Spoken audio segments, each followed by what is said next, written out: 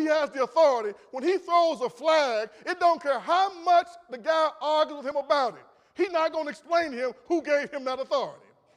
He got the authority because he got the whistle. And the whistle gives him the authority. I never forget, I was playing basketball back down in the coal field, what they call the coal field conference. All the teen schools were in the coal field, and we were down in Sophia, I think, down in Sophia, somewhere down in the coal country, you know, and they always gave us a hard time. We were down in Sophia or Van or some of these places like that, and I'm a hot shot player, you know, great old big afro, I'm showing off for the girls, swaying my afro in there, doing Irma roll spin, throwing up all kinds of shots. When the man called a foul on me, a charging foul on me. The nerve to call a charging foul on me, the leading scorer in the Coalfield Conference. We don't get charging fouls. And I said, I didn't foul him, that foul is not on me. And he said, number 10, raise your hand, the foul is on you. And if you don't believe the foul is on you, look in the Beckley Post-Herald newspaper in the morning. And you will see the foul was on you. He had the authority. And his authority was final. Jesus has the authority, all the authority. So he doesn't have to explain to him where he got the authority from. He got it. But he does play a little game with him. He says, all right, tell me this. I'll tell you where I got my authority if you answer one question.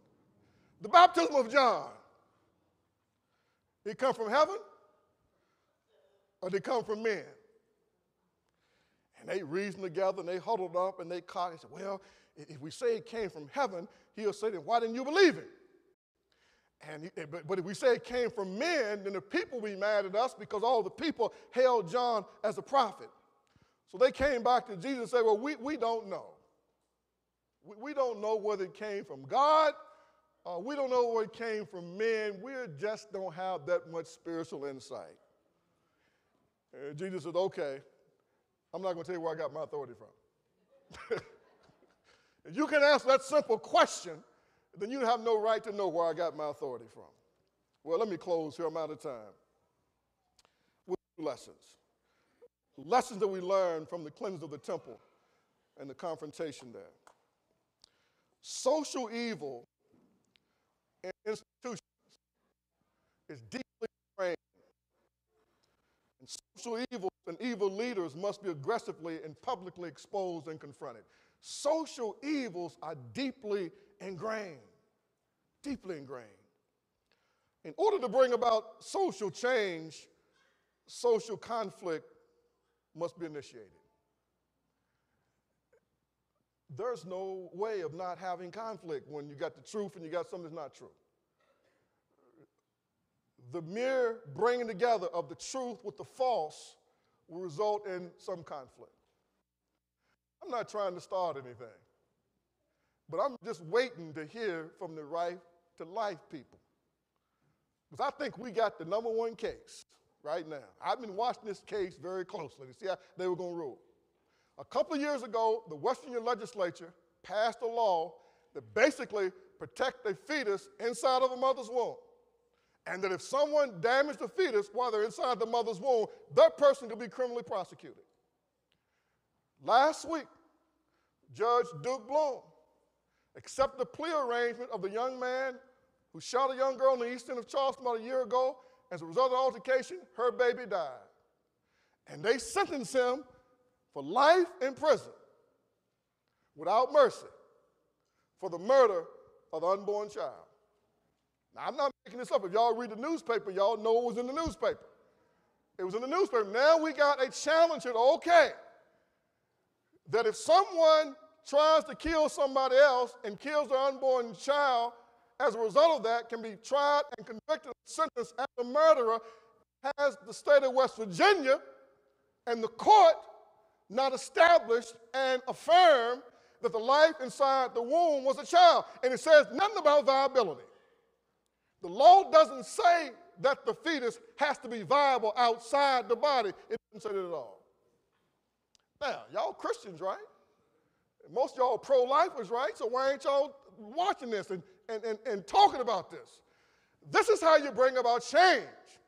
You work within the system. You take the very law that the system has created and force the system to act on the law that it's created. Y'all think about that for a while.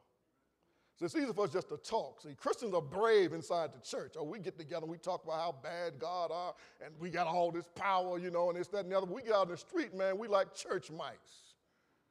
We won't say anything that would be viewed as controversial. We won't challenge anybody on anything.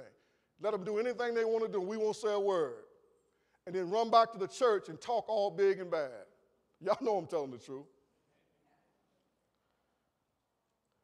If we expose social evil, we got to offer an alternative.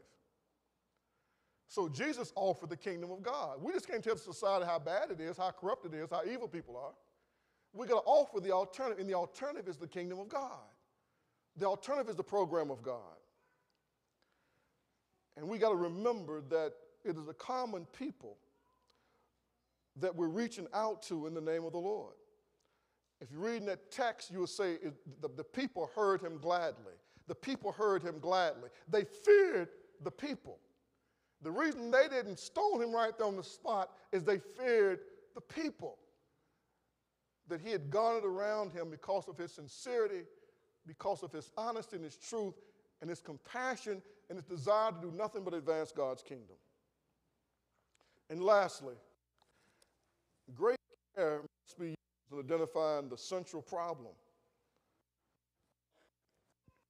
You know, I told you when we started out, that there are times we'll think one thing is a problem, and then we look at things a little bit closer, we find out the thing we thought was the problem really wasn't the problem.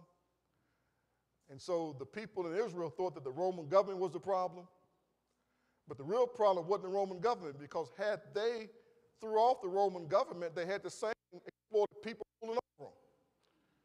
So known as the people the closest to you, they can cause you the most harm and do the most damage to you. And so what I'm trying to do is to encourage you to become more socially enlightened. Because the kingdom of God has to be advanced not merely at this building, but the presence of God needs to be advanced outside of this building. So when I encourage you to try to pay attention to the metro government, because you got to live in the metro government. And so whatever the metro government comes up with is going to affect all of us. That's why we need to know what's going on with the metro government. When I try to encourage you to pay attention to what's going on with the Kanawha County system, because the majority of our children are going to be educated in the Kanawha County school system.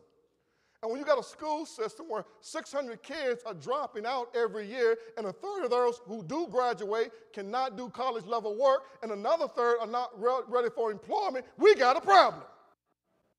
And it's going to further perpetuate a